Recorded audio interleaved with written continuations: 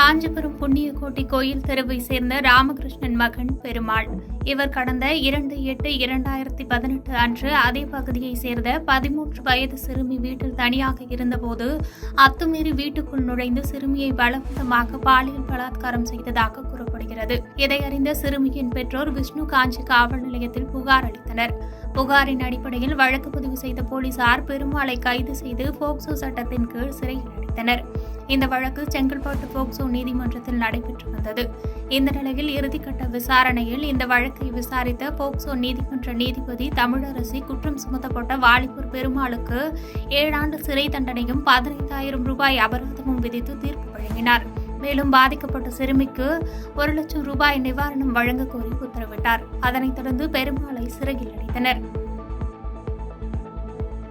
பாதகம் செய்பவரை கண்டால் நாம் பயங்கொள்ளலாகாது பாப்பா, மோதி மிதித்து விடு பாப்பா, அவர் முகத்தில் உமிழ்ந்து விடு பாப்பா. அண்மை செய்திகளை உடனுக்குடன் தெரிந்து கொள்ள இணைந்திருங்கள் இயம்நாடு தொலைக்காட்சியுடன்.